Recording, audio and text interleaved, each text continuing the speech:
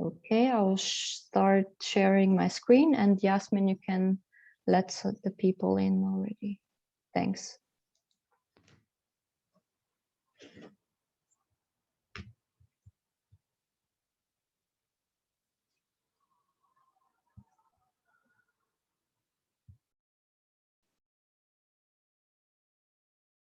I'm seeing some people are coming in already. Good morning, good afternoon, and good evening, everyone. Welcome to Catalyzing Change Week. Please, if you want, you can share where you are right now in the world in our chat below, your name, your organization, and what brought you here. And yeah, we are very excited to show you this session on divesting from fossil fuels. And we have a great panel and great speakers that are gonna be speaking in a bit. I will showcase a small introduction video of our Catalyst 2030 movement, how everything started, and a bit about the awards and about our Catalyzing Change Week. So please enjoy and keep yourself on mute for now. And yes, I will start the video. Catalyst 2030 started life as a WhatsApp group among social entrepreneurs, connecting to envision real transformational change. Launched at the World Economic Forum in January 2020, it's grown into a global movement accelerating change to ensure the SDGs are reached by 2030. Fueled by passion, our 550 members working in 175 countries have collectively put in an amazing 50,000 volunteer hours, touching the lives of 2 billion people. And we're driven by values, to which we hold ourselves accountable. 2020 was a busy year, co-creating 3 reports with partners and producing one of our own.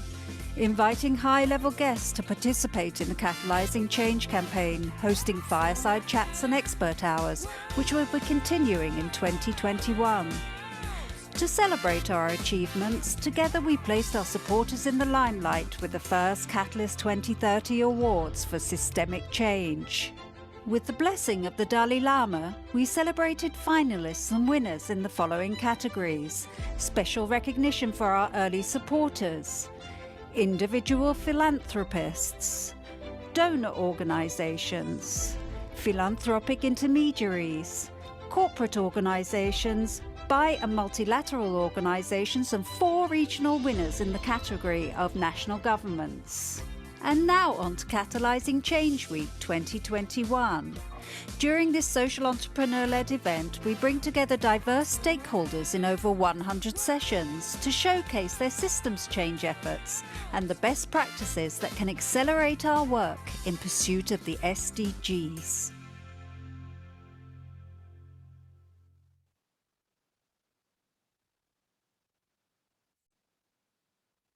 Great, thank you so much for being here, and the floor is all yours, Mark. Well, thank you for that kind introduction, Marina, and also to our partners at Catalyst 2030. So welcome everybody to this webinar, and I'm delighted that we've got such an eminent panel of experts.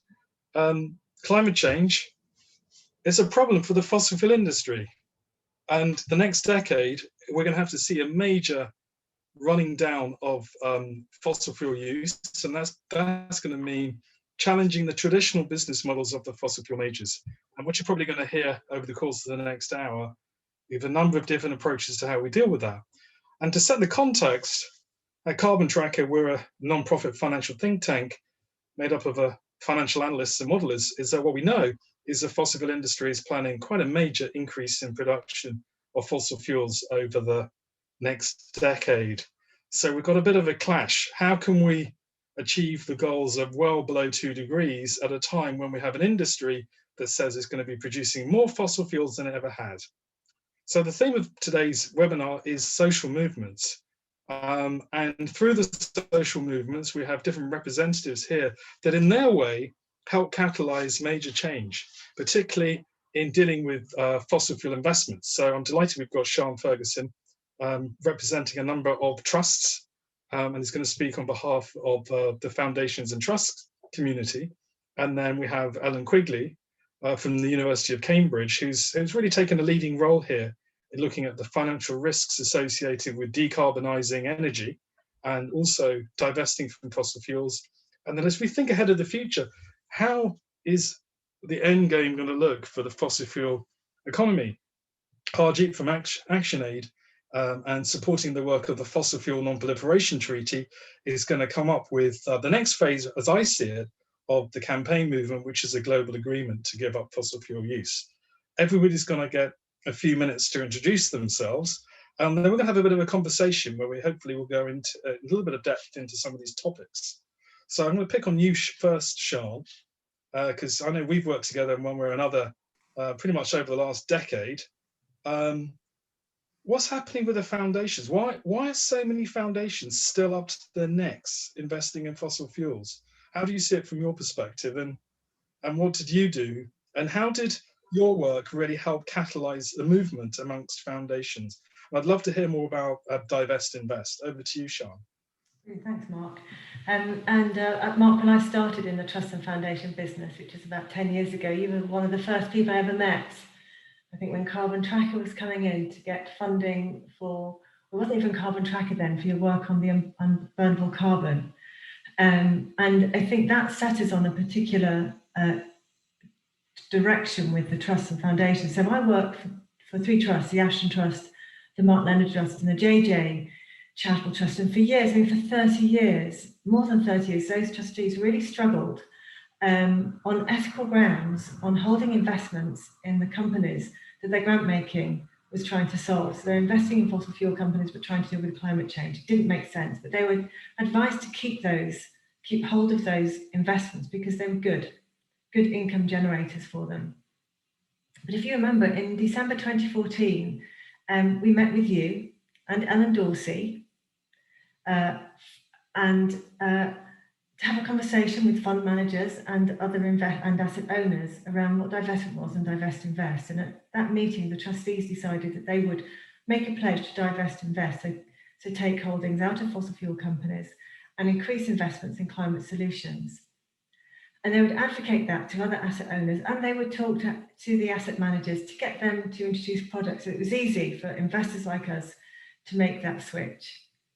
Now, at the time, we didn't appreciate that we would meet with such hostility to that really simple idea. We were, I think, really ambitious that we could drive significant change through this movement by supporting the grassroots campaigners with grant making, by changing our own investments and by advocating within the financial system, that we could both change the financial system, increase political mandate for governments to make meaningful policies to wind down the fossil fuel sector and to remove the social license of the fossil fuel companies. So that was our intention. And 6 years on, what's happened? Well, many foundations, as you know, and other investors, universities, faith groups, individuals have made commitments, and the assets under management is now $14.5 trillion, which is committed to some form of divestment or DivestInvest. And we've recently seen a spate of I think, investors that really held out against making commitments, like the Gates Foundation, the Rockefeller Foundation, the University of Cambridge, the Methodist Church have all, I think, very recently made their commitments to divest fully from fossil fuels.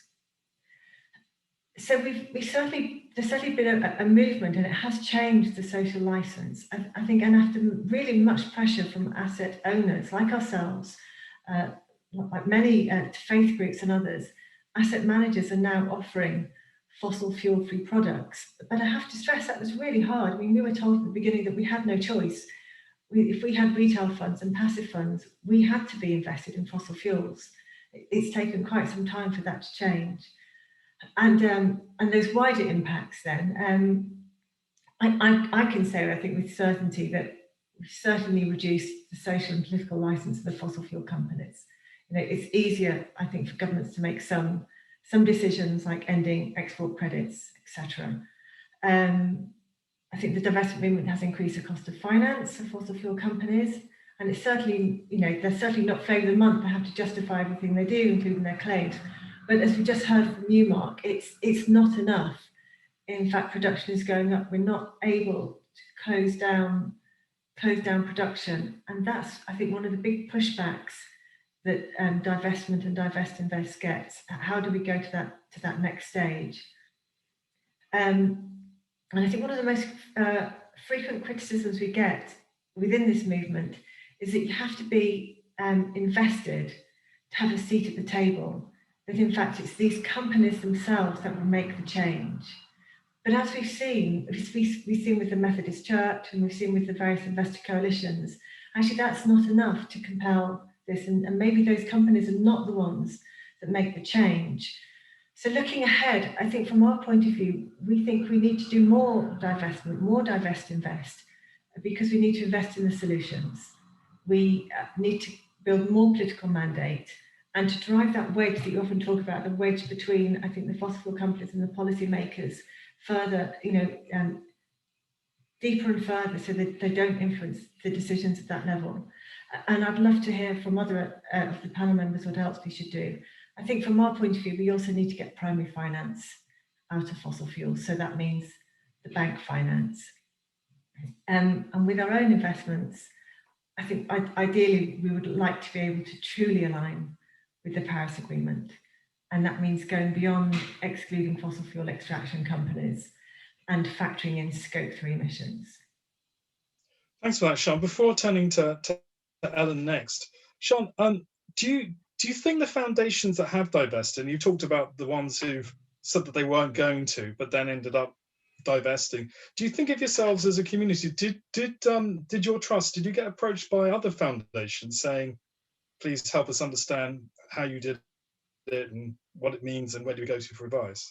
Well, Mark, as you know, and in fact, Ellen, you were great help to us when we were arranging meetings, bringing together foundations and other investors to discuss this. So there was a great appetite amongst some to do this, some difficulty in being able to implement it because the products weren't available for them to do that. So there was, I think, amongst some investors, there was, I think, a real moral drive to do this. They just thought it was wrong to be invested, and we were very sure at the time that it wouldn't affect our financial returns either. And I mean, that's been borne out. The research that Carbon Track has done shows that it's been better for us financially not to have been invested in fossil fuels. But there were many, I think, who were discouraged by taking this action because there wasn't the means to implement their decision. Yeah, thanks. Ellen, now, as an academic, you could write a book on this stuff and probably have in your spare time, not that you've got it in spare time, but you've seen both sides of the fence because you're now advising the University of Cambridge Endowment in your role there, but you've also seen it from the side of the perspective of the academics and the students who really drove the divestment campaign at the different universities. So tell us what happened at Cambridge and where you're at now and what lessons are to be learned. I mean, I just look at the news every day and there's different universities announcing that they're divesting from fossil fuels. So quite a lot's going on. Give us an insight from it from your perspective. Sure. So first, just to say, I think we're in a renewed wave of divestments. I've seen more and more frequent and large, high-profile divestments in the past year or so, even more so than we saw in the couple of years prior. I've nothing to back that up, but I just seem to see more announcements lately after a bit of a lull. So it does feel like there's momentum that's building on this. I mean, I think that in a university environment, you have a situation in which everyone wants to do something about climate change. So the disagreement is really around tactics. And it is always the case. Without student and faculty pressure, this would not have happened. And the really clever thing that they did was they commissioned the university to write a report on the pros and cons of divestment. And then probably because they had no one else to ask, they turned to me to write that report. And that process was actually what created the change in my mind, because if you have to write a report like that, you have to talk to everyone about it. It's a very consultative process. And even if an idea like divestment is a shocking one to begin with, people become accustomed to ideas just from having to discuss them all the time. And you also have to kind of pick at the actual reasons for resistance. So you need to look at things like, would it cause a loss in returns? Are there products available, as Sean's alluding to? I mean, now there really are cheap products available, except for on the bond side, but we're trying to fix that soon. And then the other thing was just, what is the impact? Because everyone wanted to do something that would actually be effective, and that was probably the main reason that people had hesitated around divestment. It was viewed as a big faff for no purpose. But when I went through and actually looked at the evidence, it is effective. The theory of change is not what some people think. It's not meant to necessarily immediately punish companies financially. It's meant to lay the groundwork so that this whole sector can be legislated, because humans don't tend to legislate things they don't view as wrong in some way. And you need to kind of demonize an industry like this in order to make it possible for politicians to pass the necessary legislation. And I think oh, sorry, there's a sound coming through. Anyway, so I think once we fully understood that that was the theory of change, I mean, that's a legitimate theory of change. And there's evidence to suggest that already discourse has been shifted because of the divestment movement. So concepts like stranded assets, keeping it in the ground, going fossil free, those are all phrases that didn't exist in the English language, 10 years ago. The fossil fuel divestment movement did that with the radical flank effect, which means that you've got something that formerly seemed to be radical, and what it does is it legitimizes a lot of the what used to be radical aims or narratives, and kind of brings the mainstream closer to that radical flank over time. And we have seen that with divestment. And also, I mean, I went and reviewed all of the studies that exist over, I think, 118 years of data. And it just, I mean, you could time it poorly or really well, but overall it made no difference if you divested from fossil fuels from, 1900 onwards. So those, I think. I know a few people have done that. Sorry to interrupt you, but have you published that? Can you put it in the chat box so people can? Yes, I will. Yeah. Yeah, so maybe when we move to Harjeet, put it in the chat box. But I think people would love to see what you've done. So what, I mean, inside the university, because I know the university is complex, each college often has its own endowment. There's a bit of a culture shift has happened. And I hope I'm not wrong in thinking that a number of people who resisted fossil fuel divestment ended up leaving the investment department because they couldn't get their own way. And that was pretty major because it was covered in the Financial Times and elsewhere. I mean, sorry to raise it, but it was pretty dramatic.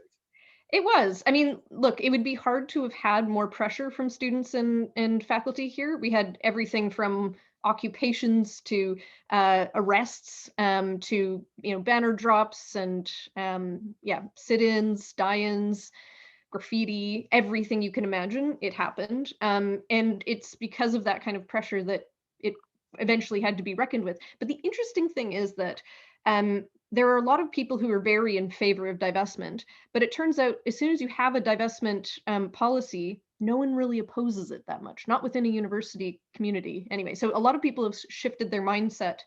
It's almost like because the university did it, it must be the correct thing to do. So I at least hear very little pushback now that it's actually done.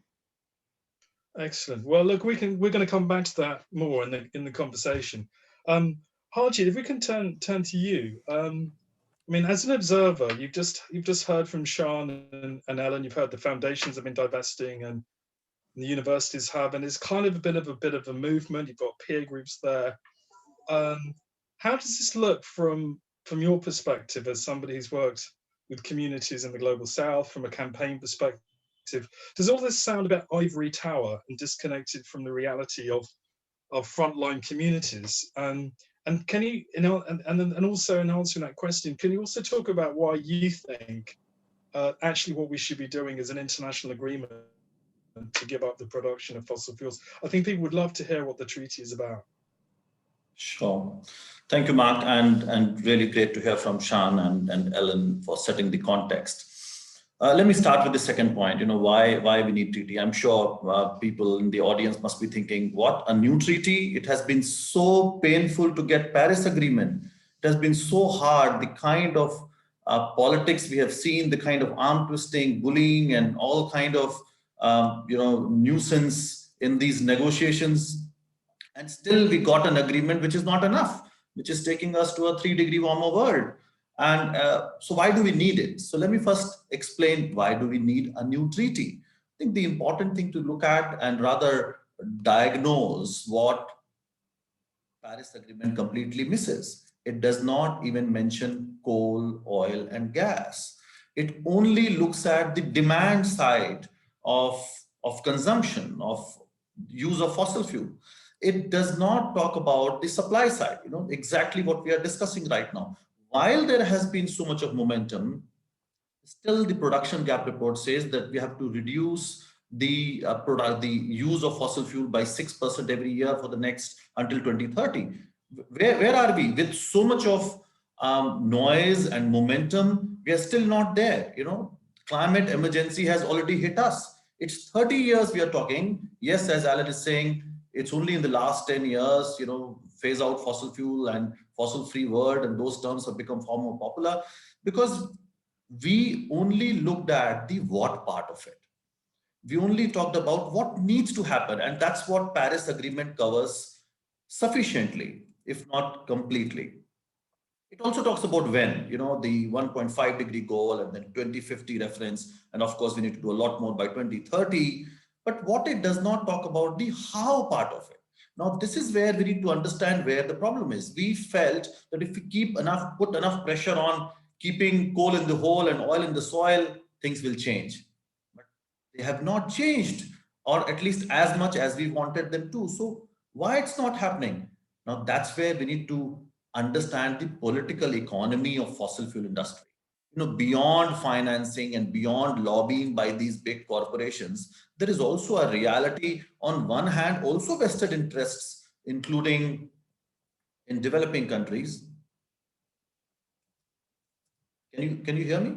I felt there was and also lack of political will. But then there are also a huge number of jobs that are involved, and it still remains a major economic sector. How do we look at it from a developing country perspective? How we have not talked about just transition. We cannot just now go and tell developing countries that, we have just realized in the last few years that this is very problematic. Just stop using it. So your own report, Carbon Trackers report on petrostates in 40 countries talks about 51% of drop in the government oil and gas revenues for the next 2 decades. Who is going to provide that money? And from a developing country perspective, you need money to meet your development deficit. We're talking about money that's going to education, health, infrastructure. And now you have climate emergency. A lot of your money goes into relief and recovery from those disasters. So, unless we put ourselves in the shoes of finance ministers of those developing countries and actually do that analysis of what is needed, nobody is talking about compensation to developing countries to keep it in the ground. And when the West has enjoyed the fruits of industrialization and having a decent life for generations, now we are asking developing countries to keep it in the ground without providing enough support and leaving everything to the market. And we know what markets do. We know what's happening in the current scenario, right? Markets want to make profits. Look at the whole discussion on IPR right now on vaccines. People are dying right now. On climate, we are saying people are going to continue to die for the next, few decades. Here, people are dying, and still corporations don't want to give their intellectual property away. So that's the mindset markets have. Markets are all about profits. So are we going to leave everything to market? You need a treaty. You need a deal. You need a global community to recognize that only talking about what is not going to help. Only campaigning, and I must also say that a lot of campaigning that's happening on fossil fuel divestment and phase out is still a very northern concept. You come to developing countries and understand who owns most of these mines and how majority of the use of fossil fuel is for basic consumption and production. still not for luxury emissions, if you put it that way. Of course, there is inequality in the global south. One doesn't deny that. But the large population is still depending on that source of energy for very basic consumption. How do we deal with that situation? So it's all about how, and this is where fossil fuel non-proliferation treaty comes in. It does talk about ending expansion. It does talk about phase out, but it also talks about the just transition part of it. Let us get into the mechanics of how, and we need to look at each country differently. We need to look at the equity part of it. Thanks for that, Harjeet. On the divestment movement, it's essentially, I mean, the reality is it's Northern Hemisphere organizations are the ones that have the capital, whether it's a pension fund or an endowment or a university. And they're making obviously choices within their own understanding. Do you think that the divestment movement is helping to put pressure on the fossil fuel industry, helping to try and change the narrative?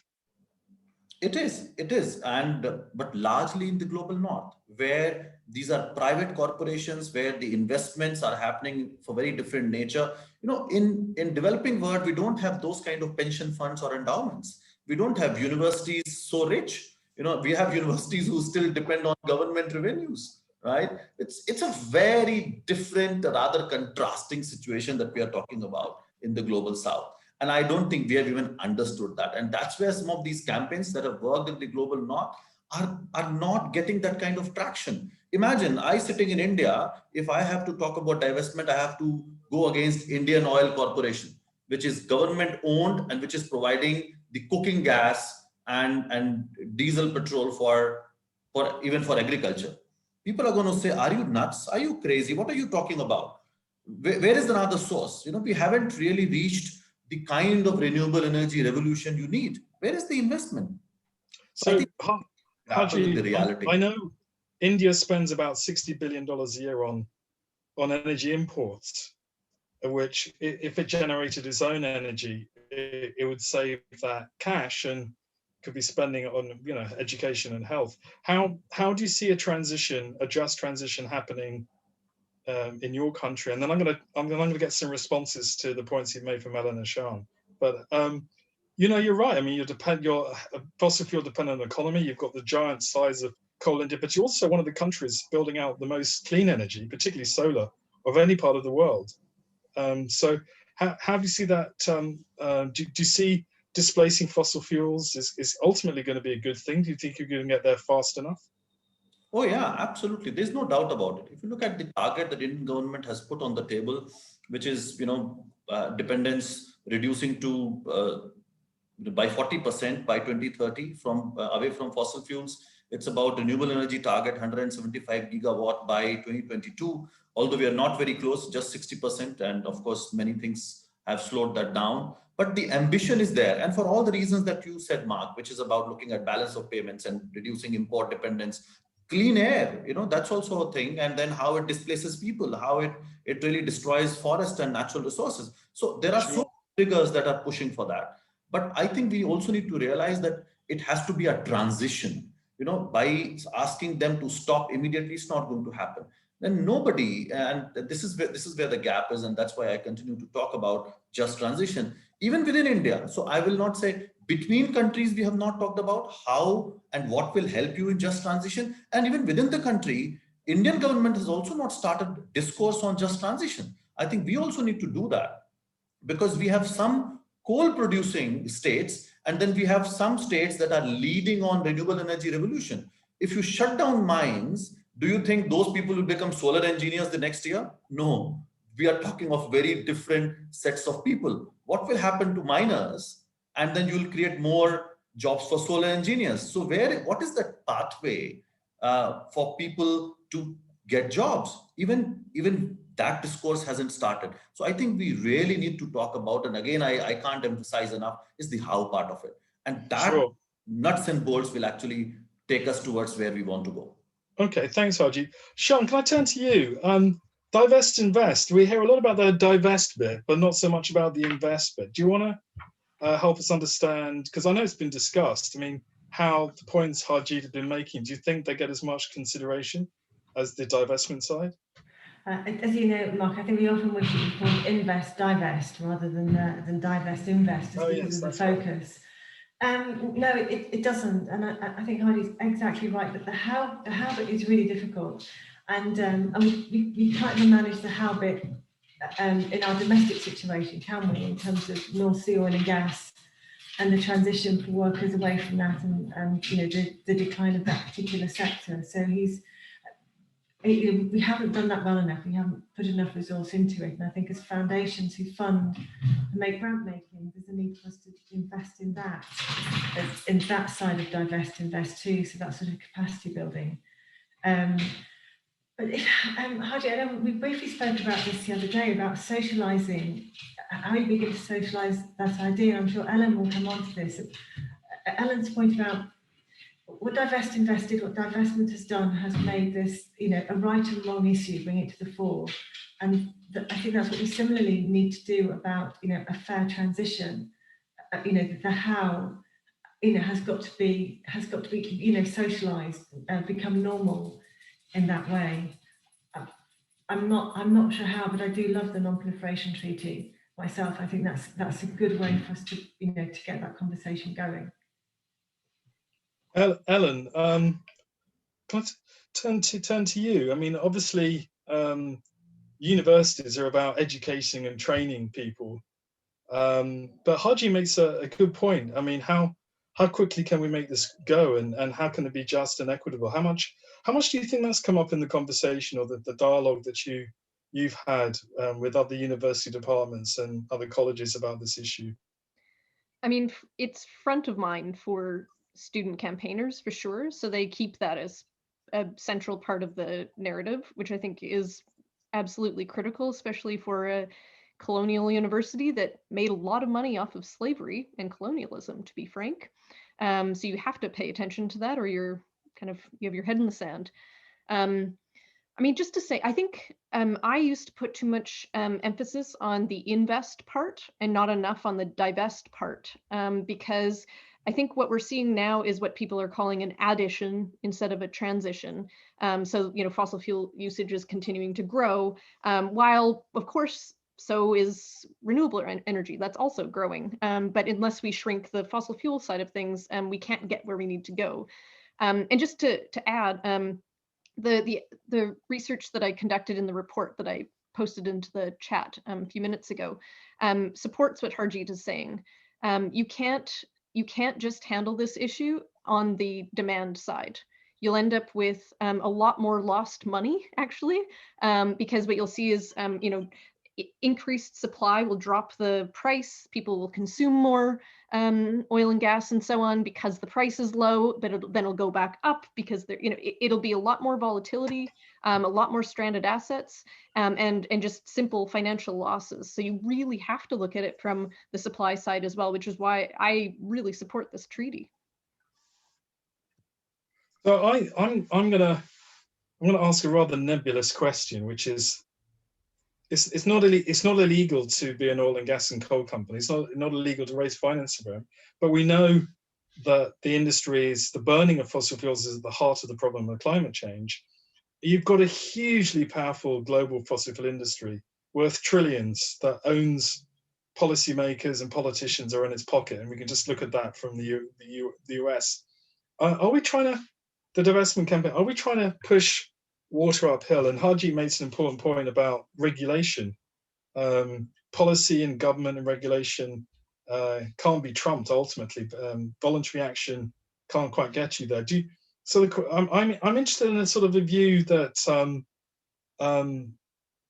how ultimately do we change political thinking about fossil fuels, and can we move from a situation from getting people to voluntarily divest? How do we actually divest the entire financial system of fossil fuels?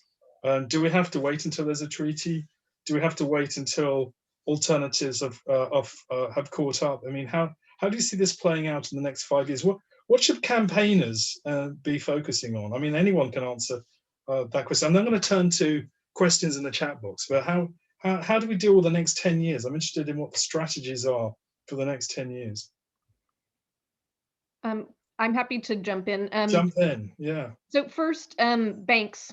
Campaigners should focus on banks because they're doing the lending and the underwriting, and that accounts for just a huge proportion of what Sean was referring to before, primary market investment. That's critical, and that's where we've already seen an increase in cost of capital because of divestment efforts. That's as of a couple of years ago even. And usually, unfortunately, asset owners don't tend to pay as much attention to their fixed income portfolio.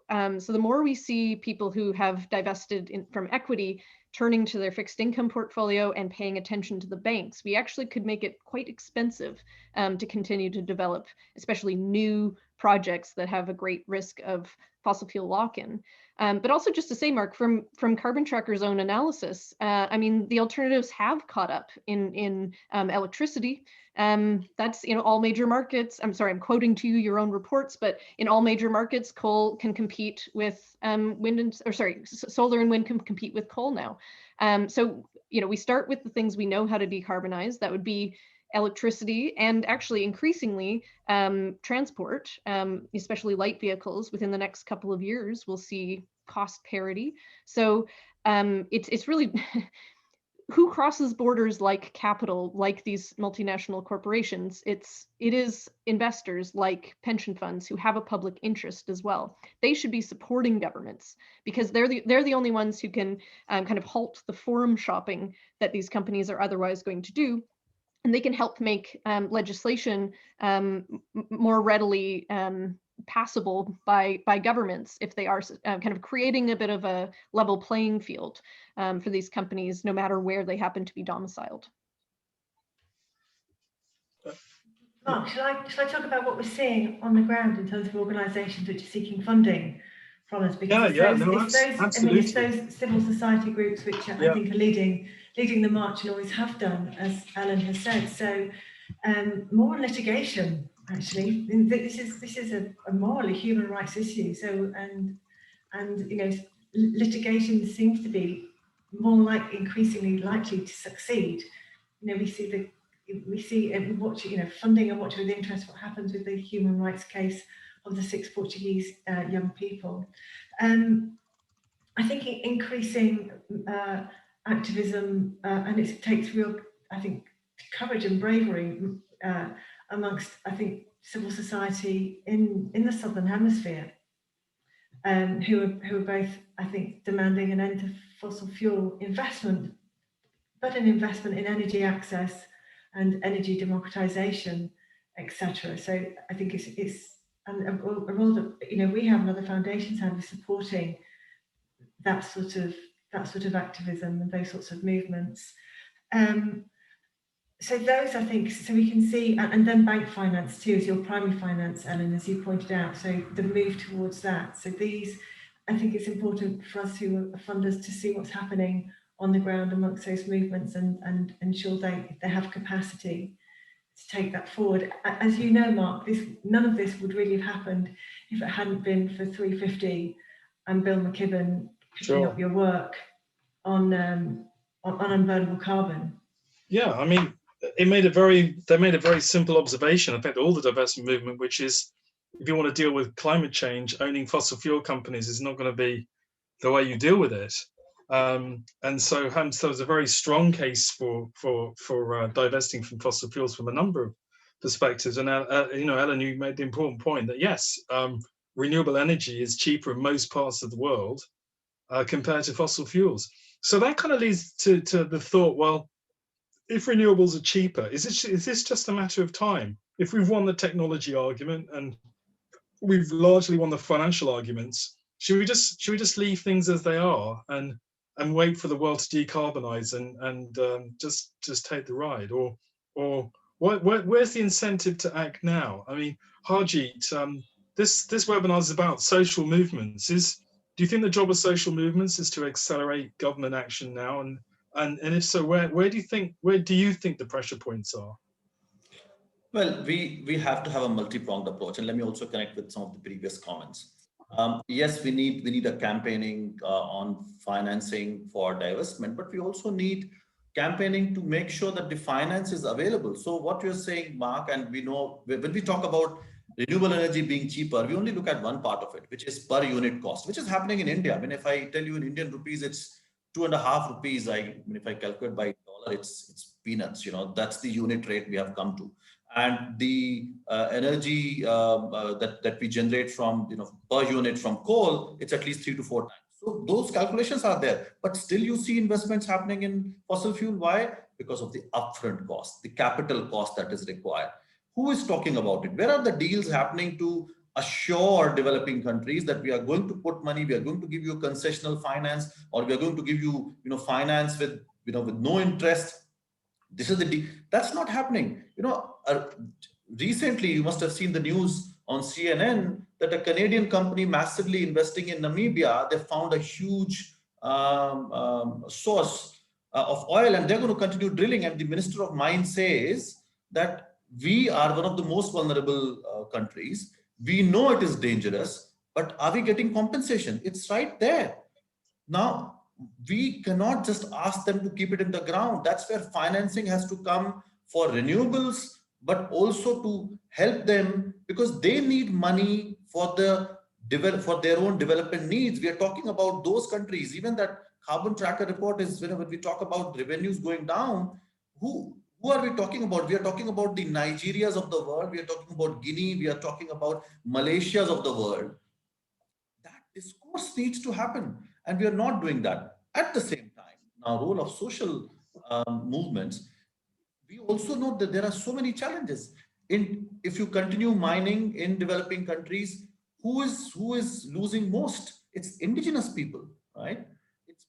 We are losing forest. We are losing forest dwelling communities. We are adding to pollution. We know those issues, but right now governments and the way they are moving towards industrialization, they just need an immediate source of energy. They're not looking at long term, and there is no global deal or assurance. You know why we are calling it as deal or a treaty? What does that eventually means? It means assurance to help them in just transition. Where is that? Do we see that discourse happening? It's not. So governments are then, and especially when governments are there for 5 years, 10 years, they're looking at something immediate for their constituency, you know, for their voters, to show that they are doing. They can't think for 20, 25 years unless we have the deal. And another challenge I must put on the table is the development model. We are not talking about that. When the global north has put this kind of a development model, which is so consumption heavy, and that's where the glamour is. Why developing countries are not going to go for that? So we have to start condemning, and we have to take the glamour away, you know, the way we have put the development model, and even people in developing countries are aspiring for it. So sorry to interrupt you, Harjeet. So each country is supposed to produce some kind of roadmap for its NDCs, its nationally determined contributions, and cost it out. And I think some of the climate finance flows expected at Glasgow are just not there. I think they weren't even that ambitious, something like 100 billion globally. Going back to the divest side of the discussion, I mean, essentially what you're talking about is some kind of international agreement to finance emissions reductions, to finance the transition.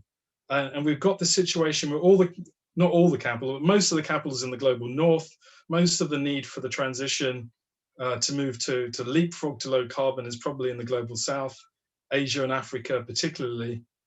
So we probably need some kind of new rapprochement or agreement to provide the capital flows to do that. Ellen, in your discussions with the university and working in the investment office, to what extent do things like financing the SDGs and prioritizing, well, it would have to, because we still have the situation, the fiduciary duties of profit-making investments in, say, renewable energy in the global south. Do these kind of discussions ever come into the investment office? So first, I should just clarify, I'm not in the investment office. I just help out with things when asked, and I mainly spend more of my time with the 31 colleges because they all have their own endowments too. Sure. But I will say, I think the SDGs have not been a focus, just to be honest. That's not coming through. I happen to be on a global council on this that is looking at ways to get institutional investors to look at SDG investments in primary finance, Sean, in countries that need to do that leapfrogging. But I see a lot of reluctance, and it's partly what Harjeet was saying.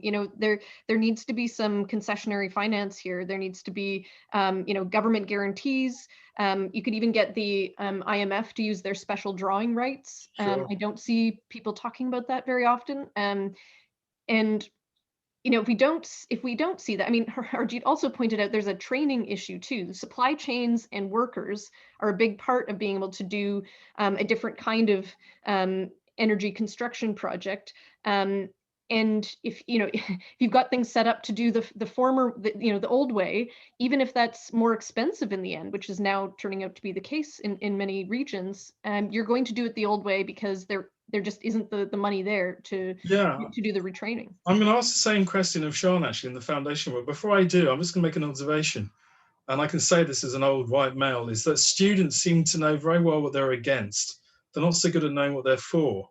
So I don't think we're going to see students campaigning in the streets saying, invest in the SDGs. Well, maybe we might, I hope we do. But we need as much enthusiasm from social movements to support the things that do need to be done, as opposed to obviously stopping the things we need to stop. So Sian, in the foundation world, going back to sort of the same question I asked Ellen about, if you take the US endowments, we're talking hundreds of billions of dollars of endowment funds sitting there, mostly invested in the traditional stock markets and investments. To what extent do the challenge of financing the SDGs come through in the kind of circles of conversation that you're part of? Is it coming up, or is it roughly where we are with the universities?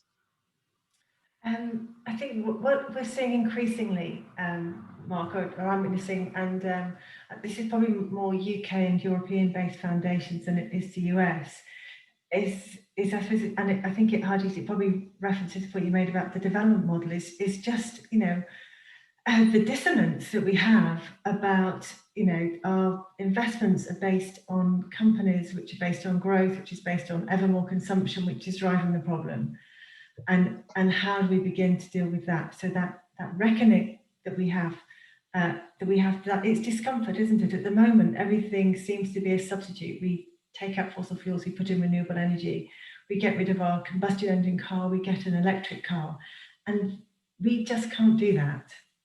Actually, there is something more deeper, more fundamental that we need to deal with, and I do think that's holding us back, having some of these conversations, because that's really difficult, and really uncomfortable. And we can't do it, on a domestic level sometimes, or on an organisation level. And I think that makes it more difficult even for us to have it at a institutional and national and then international level. Well, the good news that these conversations are being had, whether it's the Intentional Endowments Coalition, the GIN, Confidence Philanthropy, Mission Investors Exchange, Faith Invest.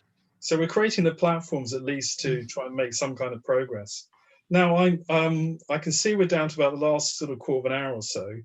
I'm not doing a good job looking at the chat box. I think there's some questions in there. One of the ones I saw is somebody, I think it was from Rotterdam University, who's had to leave, asked the question about the relationship between the fossil fuel majors and the university departments. Ellen,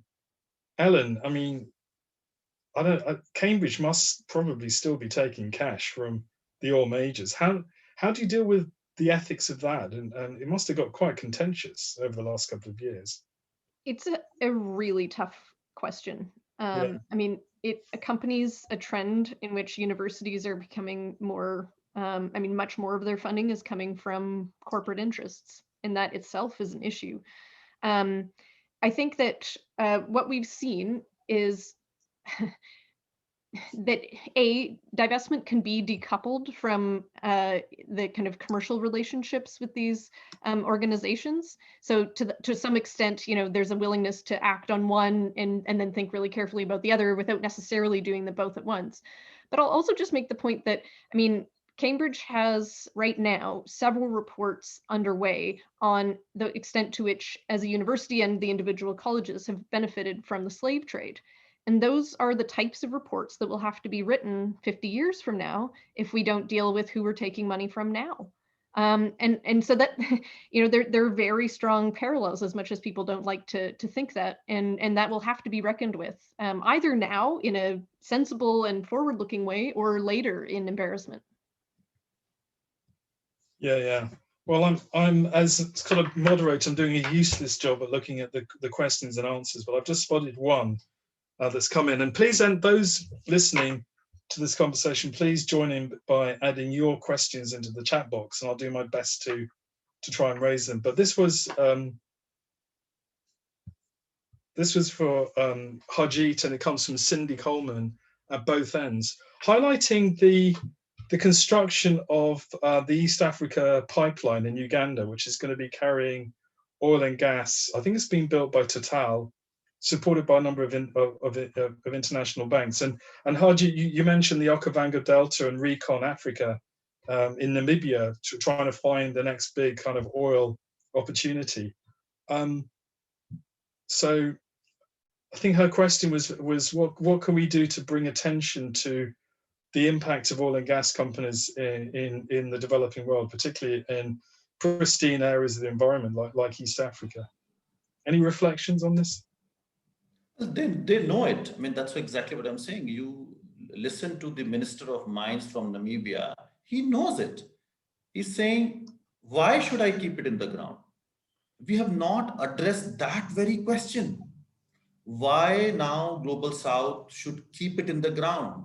And especially when they have such high poverty levels, where is that discussion of the benefit that they are going to get to not drill and not mine, and the support that we can offer in helping them transition? And I'm not talking about doles, and I'm not talking just about, you know, giving them some money and say you do it. It's about hand-holding. It's about jointly coming up with a whole notion of what the world looks like and how we transition. We are not doing enough hand-holding. We are not doing enough constructive discussions. Either we are campaigning against it, or criticizing, or, you know, we allow this global north corporations who are big to just go, and we know that all kinds of vested interests are there also in the global south. So we have to expose that. But I think the elephant in the room is what is going to encourage them and motivate them to keep it in the ground with something very tangible,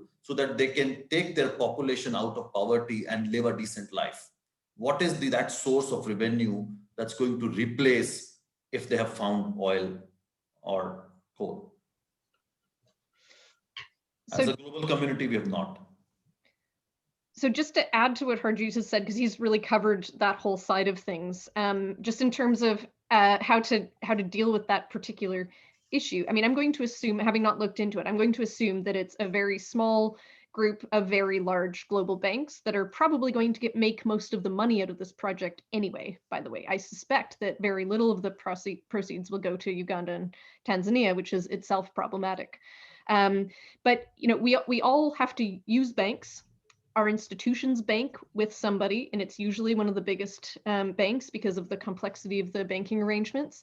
And our institutions, wealthy institutions that have an endowment, will also invest in banks. So, you know, make a big deal with banks as a client, but also vote against the re-election of directors and tell them why you're doing so, because they're just. It's rare in campaigning to have so few targets that are causing such disproportionate harm. That's the benefit of targeting the banking industry. There are probably a few dozen players, and they are doing most of the harm in this area.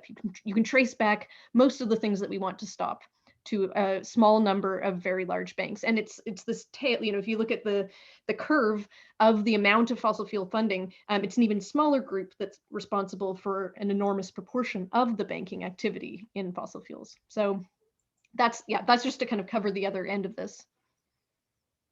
So the banks are going to finance the projects that they see are available, and Carbon Tracker, we've written a lot about this in our report, A Tale of Two IPOs, where we looked at the 2,500 coal, oil and gas initial public offerings, and banks made huge fees out of these IPOs. So Harjeet, turning back to the Fossil Fuel Non-Proliferation Treaty, and those of viewers listening to this, fossilfueltreaty.org, please sign up to the newsletter and you'll hear the latest news. Why should governments who are making this money from these projects, why should governments negotiate to give up their licenses?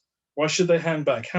What's your prognosis for I kind of asked a little bit earlier, for the next 10 years? What's the likelihood that governments will collectively sit around and say, we've got this collective insanity, we're heading over the cliff, we're funding more and more fossil fuels, banks are trying to make money out of fees from out of all of this? What's going to be the trigger? What's going to be the movement that's going to bring countries around the table? How are we going to change the narrative around the COP? We need a new narrative, and we really don't have that. We need a narrative that is owned by workers, that is owned by social movements, that is owned by governments when they see different revenue streams, and that's also owned by corporations and investors. We really don't have that narrative. Paris Agreement has done only half the job, where it talks about where we need to go, and I cannot talk about enough that we have to talk about how, and that narrative has to unpack. And these ministers of finance and mines, they know what the problem is. I think we need to talk about how we can go beyond that. We know the issues of local level pollution. We know the issues of displacement. We know how we are degrading forests. There are so many people, indigenous people's movements against their own government, who may not be even too much aware about climate change. They are very localized movements protecting environment. We have to connect those dots. We need workers to get on board.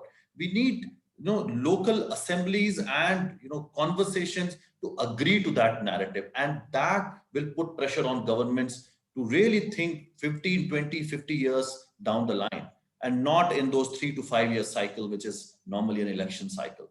So I think we need a new narrative, and each country has to chart its own roadmap. And that's where then the global community has to come forward, because there are, there are petronations who are depending on it. There are nations who need a lot of support and diversification. Let's talk about Pacific nations, island nations. Each country is so different, right? And we need to really learn from each other how we can sustain their economic needs, yet move towards a much more fairer and greener world. So I would say we need a new narrative, and that's exactly what Fossil Fuel Treaty is aiming towards, and really would like to invite everyone to join. The link is there. So, if you are an organization, endorse the treaty initiative and join, sign on. We need to raise voice, we need to get cities on board. We had 101 Nobel laureates endorsing our messages. So there's a lot of momentum. There are cities endorsing one after the other. So yeah, join the initiative, and we need to build the momentum. Thanks, Harjeet. That's very uplifting. I think a lot of us noticed the Nobel laureates' 100th support for the treaty. As we're down to the last few minutes, I'm going to sort of turn to Sian and Ellen to help us sort of wind up. So, Ellen, you made a few comments earlier about how divestment has been kind of normalized now, actually. And there's an old saying that my good friend Tessa Tennant had of, today's eco-nutter is tomorrow's prudent man, which I always believe to be true, actually. And it's been normalized. What is going to be? And I'm going to ask sort of Sian the same question. From your perspective, where are social movements needed, and what are students going to be mobilizing around to help us achieve our climate goals? And then I'll turn to Sian and ask the same questions from the foundation's perspective. And if you give your wind-up comments at the same time, that would be brilliant, Ellen. Great. So, and I'm not saying this just because Harjeet is on the call, but I think that the thing that we need to normalize next is this fossil fuel non-proliferation treaty, because we just can't do this without dealing with the supply issue. And then what I tell students is that we need to worry about banks and debt more generally as financial drivers. And then, having done a review all of the studies on shareholder engagement efficacy, most shareholder engagement is quite useless, except voting against the re-election of directors, because it's embarrassing to high status individuals. Even to get 90% of the vote is a slap in the face. So you don't have to win. You can just, get a few brave investors to oppose re-election and tell them why. So those are the things that I tell campaigners need to be done now to be most strategic. And I think I'm starting to see more and more of that. I'm hearing that more from investors. I'm hearing that more from asset owners. That is where the discussion is going, and that's great because it's so strategic. It's so appropriate for what we're facing now. And do you tweet about this stuff, Ellen? What's your Twitter handle? I'm not a tweeter. I'm a bit of a Luddite, actually. Okay, we can stop there then. Sian, do you tweet? You don't tweet. So how are we going to? How are people going to learn about the foundation perspective? Well, anyway, maybe it's. We do have a Twitter. We have a Twitter account. Okay, very good. Yeah, actually, so does my team. My team has a Twitter account. Oh, very good. Harjeet, I think you tweet, don't you? So Sian, just to sort of wrap up on this. Social movements, the next focus. You talked a little bit about what you're hearing from social movements. Can you just remind us again what you're most picking up attention to? So foundations, trust foundations have still got to divest, invest if they haven't, and do it publicly. It really matters to build that mandate. Use your money. Look at banks and fund those social movements. Across the world, because Harjeet was talking about this is a need for capacity to engage workers in different sectors, to build solidarities, to build alliances, which will then create political pressure for change. So that's what we have to do. We have to use our grant making, and we have to use our investments. Excellent. Well, thanks everybody for joining our webinar today, and I hope you've enjoyed it as much as I have. And I'd like to thank Harjeet, who stayed up late to join us from Delhi, and Sian and Ellen for this conversation. And I know we're going to come back to it again. One of the things I'd like to see happen, Ellen, is finishing off, is all these universities are divested. Cambridge needs to host an event and invite all the vice chancellors who's divested all to come together and talk about their experience to encourage all the others. There we are. We'll leave that as an idea for 2022. Thanks everybody for joining us, and thank you, Karina, for Catalyst 2030 kindly hosting us today. Thanks so much, everyone. It was great. Bye-bye. With you. Thank you.